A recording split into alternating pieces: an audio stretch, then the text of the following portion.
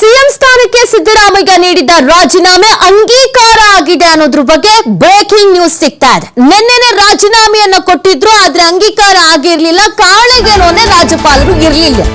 ರಾಜ್ಯಪಾಲರ ಅನುಪಸ್ಥಿತಿಯಲ್ಲಿ ವಿಶೇಷ ಕಾರ್ಯದರ್ಶಿಗೆ ರಾಜೀನಾಮೆ ಪತ್ರವನ್ನ ಸಲ್ಲಿಕೆ ಮಾಡಿದ್ರು. ಇದೀಗ ಸಿಎಂ ಸ್ಥಾನಕ್ಕೆ ಸಿದ್ದರಾಮಯ್ಯ ನೀಡಿದಂತ ರಾಜೀನಾಮೆ ಅಂಗೀಕಾರ ಆಗಿದೆ. ರಾಜೀನಾಮೆಯನ್ನ ಅಂಗೀಕರಿಸಿದ್ದಾರೆ ರಾಜ್ಯಪಾಲ ಥಾವರ್ ಚಂದ್ ಗೆಹ್ಲೋಟ್ ಅವರು. ನಿನ್ನೆ ಲೋಕಭವನಕ್ಕೆ ತೆರಳಿ ರಾಜೀನಾಮೆ ಪತ್ರವನ್ನ ನೀಡಿದ್ರು ಸಿದ್ದರಾಮಯ್ಯ. ರಾಜ್ಯಪಾಲರ ವಿಶೇಷ ಕಾರ್ಯದರ್ಶಿಗೆ ರಾಜೀನಾಮೆ ಪತ್ರವನ್ನ ಸಲ್ಲಿಸಿದ್ರು. ತಮ್ಮ ವಿವೇಚನಾಧಿಕಾರವನ್ನ ಬಳಸಿ ರಾಜೀನಾಮೆಯನ್ನ ಅಂಗೀಕರಿಸಿದ್ದಾರೆ ಗೆಹ್ಲೋಟ್ ಅವರು. ವಾಪಸ್ ಬರ್ತಾ ಇದ್ದ ಹಾಗೇನೆ ರಾಜ್ಯಪಾಲರು ಇರಲಿಲ್ಲ. ಅವರ ಕುಟುಂಬಸ್ಥರಿಗೆ ಯಾರಿಗೂ ಅನಾರೋಗ್ಯ ಸಮಸ್ಯೆ ಇದೆ ಅಂತ ಬೇರೆ ಕಡೆ ಹೇಳಿದ್ರು. ಆ ಕಾರಣಕ್ಕಾಗಿ ನಿನ್ನೆ ರಾಜ್ಯಪಾಲರ ಅನುಪಸ್ಥಿತಿಯಲ್ಲಿ ವಿಶೇಷ ಕಾರ್ಯದರ್ಶಿಗೆ ರಾಜೀನಾಮೆ ಪತ್ರ ಸಲ್ಲಿಕೆ ಆಗಿತ್ತು. ಈಗ ರಾಜ್ಯಪಾಲರು ವಾಪಸ್ ಬರ್ತಾ ಇದ್ದ ಹಾಗೇನೆ ನಿನ್ನೆ ಸಿದ್ದರಾಮಯ್ಯನವರು ರಾಜೀನಾಮೆ ಪತ್ರವನ್ನ ಏನ್ ಸಲ್ಲಿಕೆ ಮಾಡಿದ್ರು ಅದನ್ನ ತಮ್ಮ ವಿವೇಚನಾಧಿಕಾರವನ್ನ ಬಳಸಿ ರಾಜೀನಾಮೆಯನ್ನ ಅಂಗೀಕರಿಸಿದ್ದಾರೆ ಗೆಹ್ಲೋಟ್ ಅವರು. ಅಲ್ಲಿಗೆ ಇದೀಗ ಸಿಎಂ ಮಾಜಿ ಅಂತ ಆಗ್ತಾರೆ. ಕಾರಣ ರಾಜೀನಾಮೆ ಅಂಗೀಕಾರ ಆಗಿರೋದು. ನಿನ್ನೆನೆ ರಾಜೀನಾಮೆ ಪತ್ರವನ್ನ ಸಲ್ಲಿಕೆ ಮಾಡಿದ್ರು, ಬಟ್ ಅಂಗೀಕಾರ ಆಗಿರ್ಲಿಲ್ಲ. ಇದೀಗ ಅಂಗೀಕಾರ ಆಗಿದೆ ಅನ್ನೋದು ಗೊತ್ತಾಗ್ತದೆ. ಅಫಿಷಿಯಲ್ ಅಧಿಕೃತವಾಗಿ ರಾಜ್ಯಪಾಲರು ಸಹಿ ಹಾಕಿದ್ದಾರೆ. ಓಕೆ ಆಯ್ತು ಅಂತ ರಾಜೀನಾಮೆ ಪತ್ರವನ್ನ ಒಪ್ಪಿಕೊಂಡಿದ್ದಾರೆ. ಅಲ್ಲಿಗೆ ರಾಜೀನಾಮೆ ಅಂಗೀಕಾರ ಆಗಿದೆ. ಈಗಿರೋ ಪ್ರಶ್ನೆ ವಾಟ್ ನೆಕ್ಸ್ಟ್ ಅಂತ ಗಮನಿಸ್ತಾ ಇದ್ದೀರಾ ನೀವು TV5 ನ ಸ್ಕ್ರೀನ್ ಮೇಲೆ. ಇದು ರಾಜ್ಯಪಾಲರು ಅಂಕಿತ ಹಾಕಿರೋದು. ಓಕೆ ಆಯ್ತು, ರಾಜೀನಾಮೆಯನ್ನ ಅಂಗೀಕರಿಸಿದ್ದೀವಿ ಅನ್ನೋದಕ್ಕೆ ಅಧಿಕೃತವಾಗಿ ನಮಗೆ ಅಫಿಷಿಯಲ್ ಆಗಿ ಸಿಗ್ತಾ ಇರುವಂತದ್ದು ಪತ್ರ. ರಾಜ್ಯಪಾಲರ ವಿವೇಚನಾಧಿಕಾರವನ್ನ ಬಳಸಿ ರಾಜೀನಾಮೆಯನ್ನ ಅಂಗೀಕರಿಸಿರೋದನ್ನ ನೀವು ಗಮನಿಸ್ತಾ ಇದ್ದೀರಾ. ಅಲ್ಲಿಗೆ ಒಂದು ಪ್ರಕ್ರಿಯೆ ಮುಕ್ತಾಯ ಆಗಿದೆ, ಅದು ರಾಜೀನಾಮೆಯ ಪ್ರಕ್ರಿಯೆ. ಯಾಕಂದ್ರೆ ಸಲ್ಲಿಕೆ ಆಗಿತ್ತು, ಬಟ್ ಅಂಗೀಕಾರ ಆಗಿರ್ಲಿಲ್ಲ. ಅಂಗೀಕಾರ ಆಗಿರ್ಲಿಲ್ಲ ಅಂತಂದ್ರೆ ಮತ್ತೊಂದಷ್ಟು ಬೆಳವಣಿಗೆಗಳಾಗ್ತಾ ಇತ್ತು.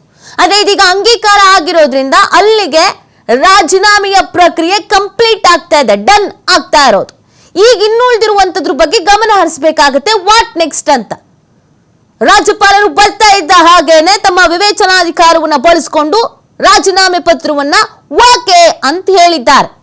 ಅಲ್ಲಿಗೆ ಸಿದ್ದರಾಮಯ್ಯನವರ ರಾಜೀನಾಮೆಗೆ ಏನಿದೆ ಅದು ಅಂಗೀಕಾರ ಆಗಿರೋದು. ಮಾಹಿತಿ ನೀಡ್ತಾರೆ ನಮ್ಮ ಪ್ರತಿನಿಧಿ ರಾಕೇಶ್. ರಾಜೀನಾಮೆ ಪತ್ರ ಫೈನಲಿ ಅಂಗೀಕರಿಸಿದ್ದಾರೆ ರಾಜ್ಯಪಾಲರು. ಇದೀಗ ವಾಟ್ ನೆಕ್ಸ್ಟ್ ಅಂತ ರಾಕೇಶ್, ಮುಂದಿನ ಬೆಳವಣಿಗೆಗಳು? ನೀತಿ ರಾಜ್ಯದಲ್ಲಿ ನಾಯಕತ್ವ ಬದಲಾವಣೆ ವಿಚಾರಕ್ಕಿದ್ದಂತಹ ಎಲ್ಲ ಗೊಂದಲಗಳಿಗೆ ಪೂರ್ಣ ವಿರಾಮ ಬಿದ್ದಿದೆ. ಈಗಾಗಲೇ ಮುಖ್ಯಮಂತ್ರಿ ಪದವಿಗೆ ಸಿಎಂ ಸಿದ್ದರಾಮಯ್ಯನವರು ನಿನ್ನೆ ರಾಜೀನಾಮೆಯನ್ನು ಸಲ್ಲಿಸಿದ್ರು. ಸರ್ಕಾರಿ ರಜಾದಿನ ಹಾಗೆ ರಾಜ್ಯಪಾಲರು ತುರ್ತು ಕಾರಣದ ಹಿನ್ನೆಲೆಯಲ್ಲಿ ರಾಜ್ಯದಿಂದ ಹೊರಗಿರುವ ಕಾರಣದಿಂದಾಗಿ ಅವರು ರಾಜೀನಾಮೆ ಪ್ರಕ್ರಿಯೆಯನ್ನು ಅವರ ಕಾರ್ಯದರ್ಶಿಗಳ ಬಳಿ ಕೊಟ್ಟು ಬಂದಿದ್ರು. ಅಂದ್ರೆ ಆ ಪ್ರಕ್ರಿಯೆಯನ್ನು ಪೂರ್ಣಗೊಳಿಸಿ ಬಂದಿದ್ರು. ನಿನ್ನೆ ತಡರಾತ್ರಿ ನಗರಕ್ಕೆ ಆಗಮಿಸಿದ ರಾಜ್ಯಪಾಲ ಥಾವರ್ ಚಂದ್ ಗೆಹ್ಲೋಟ್ ಅವರು ಮುಖ್ಯಮಂತ್ರಿಗಳ ರಾಜೀನಾಮೆಯನ್ನ ಅಂಗೀಕರಿಸಿದ್ದಾರೆ. ಆ ಮುಖಾಂತರ ಮುಖ್ಯಮಂತ್ರಿಯ ಪದವಿಗೆ ಇದ್ದ ಗೊಂದಲ ಕ್ಲಿಯರ್ ಆಗಿದೆ.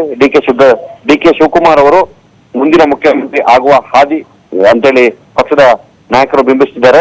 ಆ ಪ್ರಕ್ರಿಯೆಯನ್ನ ಹೈಕಮಾಂಡ್ ನಾಯಕರು ಅಂತಿಮಗೊಳಿಸಿದ ಬಳಿಕ ಮುಂದೆ ಯಾರು ಮುಖ್ಯಮಂತ್ರಿ ಆಗ್ತಾರೆ, ಡಿ ಕೆ ಶಿವಕುಮಾರ್ ಅವರನ್ನು ಒಳಗೊಂಡಂತೆ ಯಾರ ಹೆಸರು ಅಂತಿಮವಾಗುತ್ತೆ, ಅವರುಗಳು ಸರ್ಕಾರ ರಚನೆಗೆ ಹಕ್ಕು ಮಂಡಿಸುವ ಪ್ರಕ್ರಿಯೆಯನ್ನ ಆರಂಭಿಸಬಹುದು. ಅಂದ್ರೆ ಇದಾದ ನಂತರದಲ್ಲಿ ಈಗ ಕಾಂಗ್ರೆಸ್ ಪಕ್ಷ ತನ್ನ ಮುಂದಿನ ಶಾಸಕಾಂಗ ಪಕ್ಷದ ನಾಯಕರನ್ನ ಆಯ್ಕೆ ಮಾಡಬೇಕಾಗುತ್ತೆ.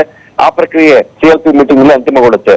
ಮಾಹಿತಿ ಮೂಲಗಳ ಪ್ರಕಾರ ನಾಳೆ CLP ಮೀಟಿಂಗ್ ನಡೆಯುವ ಸಾಧ್ಯತೆ ಇದ್ದು ಅಲ್ಲಿ ಪಕ್ಷದ ನಾಯಕರನ್ನ ಅಂತಿಮಗೊಳಿಸಲಾಗುತ್ತೆ.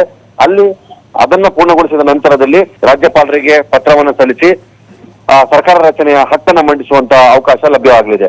ಈ ಪ್ರಕ್ರಿಯೆ ಆದ ನಂತರದಲ್ಲಿ ಹೊಸ ಸರ್ಕಾರ ಅಸ್ತಿತ್ವಕ್ಕೆ ಬರಲಿದ್ದು ಮುಖ್ಯಮಂತ್ರಿಗಳು ಮತ್ತು ಅವರ ಸಂಪುಟ ಸದಸ್ಯರು ಪ್ರಮಾಣ ವಚನವನ್ನ ಸ್ವೀಕರಿಸುವುದಕ್ಕೆ ಮಾರ್ಗ ಸುಗಮವಾಗುತ್ತೆ. ನೀತಿ, ಓಕೆ, ಥ್ಯಾಂಕ್ ಯು ರಾಕೇಶ್ ತಮ್ಮೆಲ್ಲ ಡೀಟೇಲ್ಸ್ಗಾಗಿ. ಇದೀಗ ರಾಜೀನಾಮೆ ಪತ್ರ ಅಂಗೀಕಾರ ಆಗಿರುವಂತಹ ಹಿನ್ನೆಲೆಯಲ್ಲಿ ಇದೀಗ ಮುಂದಿನ ಸಿಎಂ ಯಾರು ಅನ್ನುವಂತ ಆಯ್ಕೆ ವಿಚಾರ, ನಾಯಕನ ಆಯ್ಕೆಗೆ CLP ಸಭೆ ಕರೀತಾರೆ. ಈಗಾಗಲೇ ದೆಹಲಿಯಲ್ಲೇ ಬೀಡು ಬಿಟ್ಟಿದ್ದಾರೆ ಸಿದ್ದರಾಮಯ್ಯನವರು ಮತ್ತೆ DK ಶಿವಕುಮಾರ್ ಅವರು. ಸೊ ಹೈಕಮಾಂಡ್ ನಾಯಕರು ಚರ್ಚೆ ಮಾಡ್ತಾರೆ. ಹೈಕಮಾಂಡ್ ನಾಯಕರ ಜೊತೆಗೆ ಚರ್ಚೆ ಮಾಡಿದ ನಂತರ ಇದೀಗ AICC ವೀಕ್ಷಕರ ಸಮ್ಮುಖದಲ್ಲಿ CLP ಸಭೆ ನಿಗದಿ ಆಗುತ್ತೆ. ಆ ಸಭೆಯಲ್ಲಿ ಮುಂದಿನ ನಾಯಕನ ಆಯ್ಕೆಯನ್ನ ಘೋಷಣೆ ಮಾಡಲಾಗುತ್ತೆ. ಎಸ್ ನೋಡಿ, ಇದು ಸಿದ್ದರಾಮಯ್ಯನವರು ರಾಜೀನಾಮೆ ಪತ್ರವನ್ನ ಅಗೇನ್ ಸಲ್ಲಿಕೆ ಮಾಡಿದ್ರು, ಅದನ್ನ ಗಮನಿಸ್ತಾ ಇದ್ದೀರಾ. ಸೊ ಅದಕ್ಕೆ ಇದೀಗ ಅಂಗೀಕಾರವೂ ಕೂಡ ಆಗಿರೋದು. ರಾಜೀನಾಮೆಯನ್ನ ಅಂಗೀಕರಿಸಿದ್ದಾರೆ ರಾಜ್ಯಪಾಲರು. ಈಗ ನಾವು ಮುಂದಿನ ಬೆಳವಣಿಗೆಗಳ ಬಗ್ಗೆ ನೋಡ್ಬೇಕಾಗತ್ತೆ. ರಾಜೀನಾಮೆದು ಪ್ರಕ್ರಿಯೆ ಏನಿತ್ತು ಅದು ಕಂಪ್ಲೀಟ್ ಆಗಿರುವಂತ ಹಿನ್ನೆಲೆಯಲ್ಲಿ ಇದೀಗ ಮುಂದೆ CLP ಸಭೆ ನಿಗದಿ ಮಾಡಬೇಕಾಗತ್ತೆ. ಆ ಸಭೆಯಲ್ಲಿ ಮುಂದಿನ ನಾಯಕನನ್ನ ಆಯ್ಕೆಯನ್ನ ಮಾಡಲಾಗುತ್ತೆ, ಅನುಮೋದನೆಯನ್ನ ಪಡೆಯಲಾಗುತ್ತೆ. ಯಾರನ್ನ ಆಯ್ಕೆ ಮಾಡೋದು ಏನು ಗೆತ್ತ ಅಂತ. ಆಯ್ಕೆ ಆದ ನಾಯಕ ತಮ್ಮ ಬಹುಮತ ಅನ್ನೋದು ಇದೆ ಅಂತ ದೃಢಪಡಿಸೋದಕ್ಕೆ ಶಾಸಕರ ಸಹಿ ಇರುವಂತ ಪತ್ರವನ್ನ ರಾಜ್ಯಪಾಲರಿಗೆ ಸಲ್ಲಿಕೆ ಮಾಡಬೇಕಾಗತ್ತೆ. ಅಗೇನ್ ಮತ್ತೆ ರಾಜ್ಯಪಾಲರ ಸಮ್ಮುಖದಲ್ಲೇ ಇದೆಲ್ಲಾನು ಆಗೋದು. ಸರ್ಕಾರ ರಚನೆಗೆ ಅವಕಾಶವನ್ನ ನೀಡಬೇಕು ನೀವು ಅಂತ ಕೋರಿಕೆಯನ್ನ ಸಲ್ಲಿಕೆ ಮಾಡಬೇಕಾಗತ್ತೆ ರಾಜ್ಯಪಾಲರಿಗೆ. ಅದಾದ್ಮೇಲೆ ಅವರು ಓಕೆ ಆಯ್ತು, ಶಾಸಕರ ಸಹಿ ಇದೆ, ಬೆಂಬಲ ಇದೆ, ಸರ್ಕಾರ ರಚಿಸಿ ಅಂತ ಹೇಳಿದ್ಮೇಲೆ ಅಷ್ಟೇನೆ ಹೊಸ ಸರ್ಕಾರ ಅಸ್ತಿತ್ವಕ್ಕೆ ಬರಲಿದೆ. ಈಗ ಒಂದು ಹಂತದ ಪ್ರಕ್ರಿಯೆ, ರಾಜೀನಾಮೆ ಪ್ರಕ್ರಿಯೆ ಅದು ಕಂಪ್ಲೀಟ್ ಆಗಿರೋದು. ನೆಕ್ಸ್ಟ್ ಈಗ CLP ಮೀಟಿಂಗ್ ಮಾಡ್ಬೇಕಾಗತ್ತೆ, ಅಲ್ಲಿ ನಾಯಕನ ಆಯ್ಕೆ ಮಾಡ್ಬೇಕಾಗತ್ತೆ, CM ಆಯ್ಕೆ ಮಾಡ್ಬೇಕಾಗತ್ತೆ, ಆ ನಂತರ ಶಾಸಕರ ಸಹಿ ಬೇಕಾಗತ್ತೆ, ಯಾರ ಸಪೋರ್ಟ್ ಇದೆ ಏನು ಎತ್ತ ಸಂಖ್ಯಾಬಲ ಇದೆಯಾ ಅದೆಲ್ಲ ಚೆಕ್ ಮಾಡ್ಬೇಕಾಗತ್ತೆ. ಈ ಪ್ರಕ್ರಿಯೆ ಮುಂದೆ ನಡೆಯುತ್ತೆ. ಸದ್ಯಕ್ಕೀಗ ಹೈಕಮಾಂಡ್ ನಾಯಕರ ತೀರ್ಮಾನಗೇನು ಮತ್ತೆ ಯಾವಾಗ CLP ಮೀಟಿಂಗ್ ಮಾಡಿ ಅಂತ ಹೇಳ್ತಾರೆ ಅನ್ನೋದು ಕೂಡ ಇಂಪಾರ್ಟೆಂಟ್ ಆಗಿರೋದು. ಹೈಕಮಾಂಡ್ ತೀರ್ಮಾನವೇ ಅಂತಿಮ ತೀರ್ಮಾನ ಅನ್ನೋದನ್ನ ಕಾಂಗ್ರೆಸ್ನ ಬಹುತೇಕ ನಾಯಕರುಗಳು ಹೇಳಿದ್ದಾರೆ. ಹಾಗಾಗಿ ಹೈಕಮಾಂಡ್ ನಾಯಕರು ಯಾವಾಗ ತೀರ್ಮಾನ ಮಾಡ್ತಾರೆ, ಇನ್ 2 ದಿನ 3 ದಿನದಲ್ಲಿ ಒಂದು ಕಂಪ್ಲೀಟ್ ಆದ ಒಂದು ಕ್ಲಾರಿಟಿ ಅನ್ನೋದು ಸಿಗಬಹುದು ಅನ್ನುವಂಥ ನಿರೀಕ್ಷೆಯನ್ನು ಸದ್ಯಕ್ಕೆ ಇಟ್ಕೊಳ್ಳಲಾಗಿದೆ. ಯಾಕಂದ್ರೆ ಇಮಿಡಿಯೇಟ್ ಆಗಿ ಎಲ್ಲವನ್ನೂ ಡಿಸಿಷನ್ ತೆಗೆದುಕೊಳ್ಳೋದಕ್ಕಾಗಲ್ಲ. ಈ ಸಂದರ್ಭವೇ ಒಂದ್ ಸ್ವಲ್ಪ ಕಠಿಣವಾದಂತ ಸಂದರ್ಭ ಕಾಂಗ್ರೆಸ್ಗೆ ಈಗ. ಸೊ ಹೀಗಿರ್ಬೇಕಾದ್ರೆ ಮುಂದಿನ ಬೆಳವಣಿಗೆಗಳ ಬಗ್ಗೆ ನಿಗಾ ಇಡಬೇಕಾಗತ್ತೆ. ಏನು ಮಾಡಿದ್ರೆ ಏನಾಗತ್ತೆ, ಇದನ್ನ ಹೆಂಗ್ ಸ್ವೀಕರಿಸಬಹುದು ಶಾಸಕರುಗಳು, ರಾಜ್ಯದ ಜನತೆ, ಪ್ರತಿಯೊಂದನು. ಅದರ ಜೊತೆಗೆ ಕಾನೂನಾತ್ಮಕವಾಗಿ ಸಂವಿಧಾನಾತ್ಮಕವಾಗಿ ಏನ್ ಬೆಳವಣಿಗೆಗಳಿದೆ, ಏನ್ ಪ್ರಕ್ರಿಯೆ ಇದೆ ಅಂದ್ರೆ ಅಧಿಕಾರದಲ್ಲಿರುವಂತ CM ರಾಜೀನಾಮೆ ಕೊಡೋದು, ಅದಾದ ನಂತರ ಇನ್ನೊಬ್ರನ್ನ ಆಯ್ಕೆ ಮಾಡೋದು, ಅದಾದ್ಮೇಲೆ ಸರ್ಕಾರ ಅಸ್ತಿತ್ವಕ್ಕೆ ಬರೋದು, ಇದು ಏನು ಸಂವಿಧಾನದಲ್ಲಿ ಪ್ರಕ್ರಿಯೆಗಳಿದೆ ಅದರ ಮುಖಾಂತರವಾಗಿಯೇ ಈ ಪ್ರೊಸೀಜರ್ಸ್ ಆಗ್ಬೇಕಾಗತ್ತೆ. ಹಾಗಾಗಿ ಅದನ್ನೂ ಒಂದ್ ಕಡೆಯಲ್ಲಿ ನೋಡ್ಕೊಳ್ಬೇಕಾಗತ್ತೆ. ಪಕ್ಷದ ಹಿತಾಸಕ್ತಿಯನ್ನು ಕಾಪಾಡ್ಕೊಳ್ಬೇಕಾಗತ್ತೆ, ರಾಜ್ಯದ ಜನತೆಗೆ ಹಿತಾಸಕ್ತಿಯನ್ನು ಕಾಪಾಡ್ಕೊಳ್ಬೇಕಾಗತ್ತೆ. ಎಲ್ಲವನ್ನ ಗಮನದಲ್ಲಿ ಇಟ್ಕೊಂಡು ಹೆಜ್ಜೆ ಇಡಬೇಕಾಗತ್ತೆ. ಸಿದ್ದರಾಮಯ್ಯ ರಾಜೀನಾಮೆ ಪತ್ರ TV5ಗೆ ಲಭ್ಯ. ಕೇವಲ 1 ಸಾಲಿನ ರಾಜೀನಾಮೆಯ ಪತ್ರ ಇದೆ. ತಮ್ಮ ರಾಜೀನಾಮೆಯನ್ನ ಅಂಗೀಕರಿಸಿ ಅನ್ನೋದೊಂದು ಮನವಿ ಅಷ್ಟೇ.